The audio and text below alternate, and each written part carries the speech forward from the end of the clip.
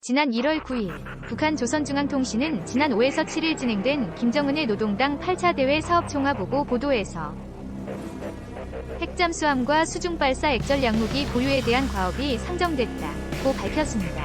그리고 방공망을 무력화할 수 있는 극초음속 무기의 개발도 시사하였습니다.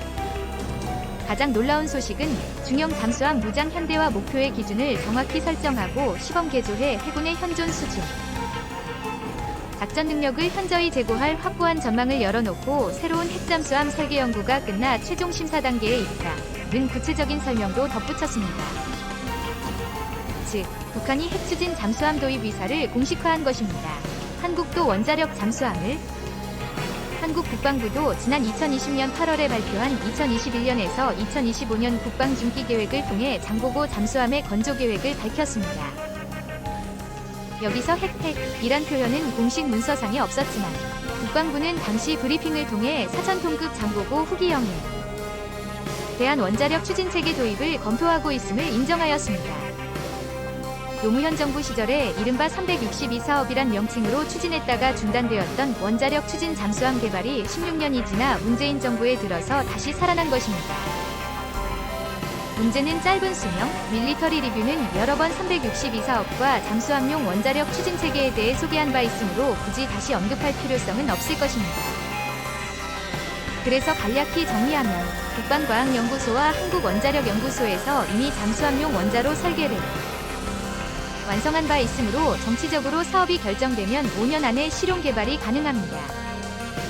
그리고 이미 도산 안창호함이 우수한 성능을 입증함은 물론 곧 실전 배치될 예정이므로 잠수함의 전체 설계 기술도 확보된 상태입니다.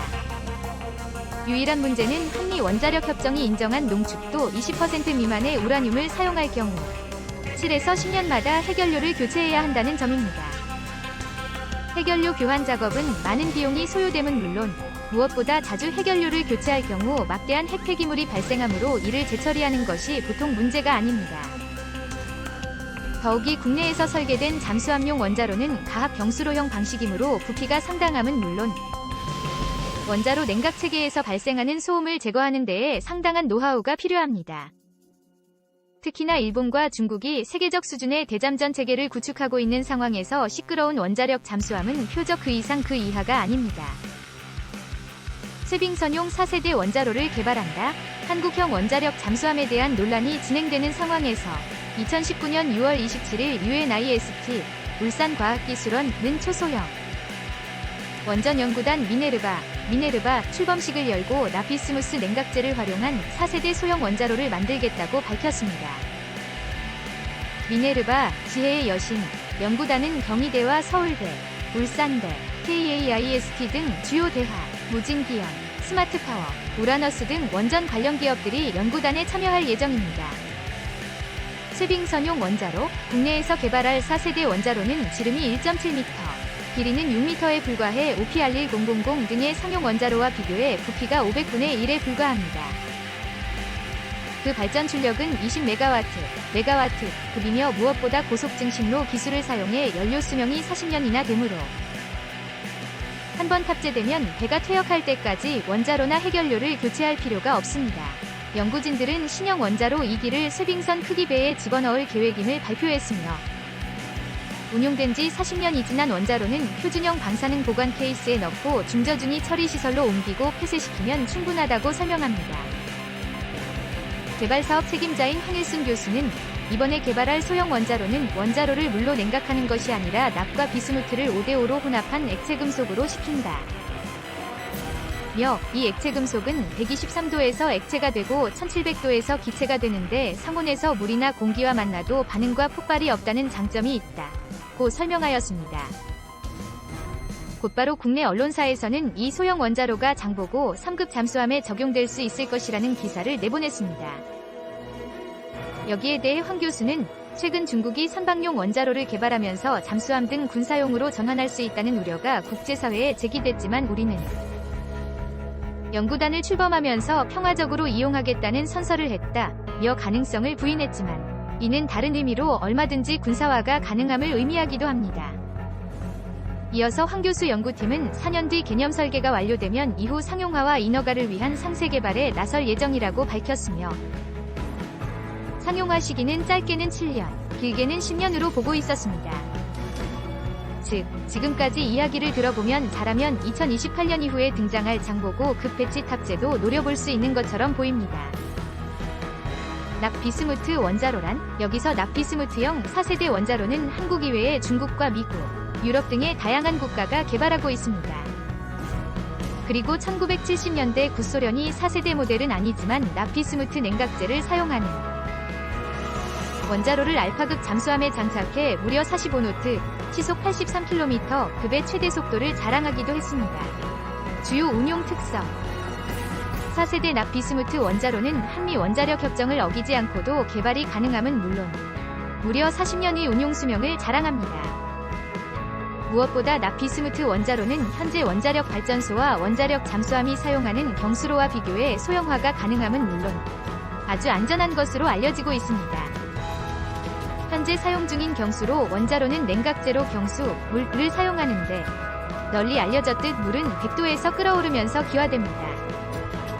이렇게 낮은 온도에서 끓어오름으로 냉각 효율이 떨어짐은 물론 원자로에서 만들어진 열 에너지를 제대로 외부로 전달하지 못해 운용효율 면에서도 문제가 많습니다. 그래서 경수로는 물이 끓어오르는 것을 최대한 막고자 150기압에 달하는 강한 압력을 가해주고 있습니다. 문제는 배관이나 기타 구조물에서 문제가 발생할 경우 가압된 수증기가 새어나오면서 주변을 넓게 방사능으로 오염시킬 수 있다는 점입니다.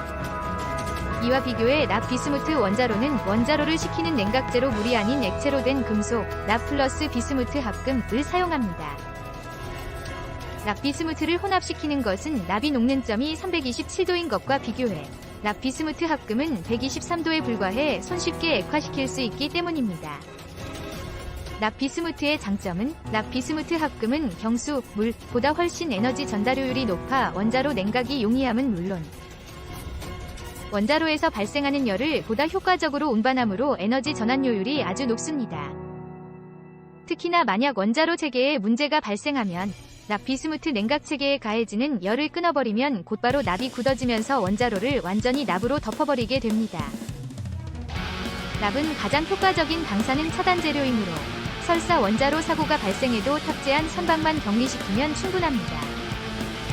이와 비교해 경수로는 원자로에 문제가 생길 경우 원자로를 멈추기가 쉽지 않으며 가압된 방사능, 증기가 상당히 먼 거리까지 퍼지므로 이를 방지하고자 대형 콘크리트 보호 구조물로 보호하고 있습니다. 덧붙여 황 교수는 납비스무트 액체 금속은 123도에서 액체가 되고 1700도에서 기체가 되는데 상온에서 물이나 공기와 만나도 반응과 폭발이 없다는 장점이 있다고 설명하였습니다. 이것은 무슨 의미일까요? 이는 현재 국제적으로 널리 연구 중인 소듐, 나트륨, 원자로와 같은 폭발 문제가 없음을 의미합니다.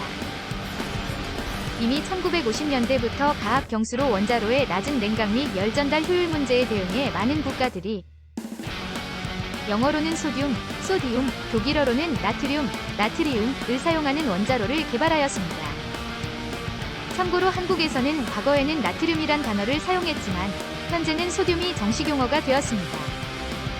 각설하고 소듐 금속은 소금, 염화나트륨, 나클에서 손쉽게 확보할 수 있음은 물론 97.9도의 온도에서 녹아 액체가 되지만 기화점, 끓음점, 은 877.5도나 되므로 기화를 방지하고자 가압할 필요가 없습니다.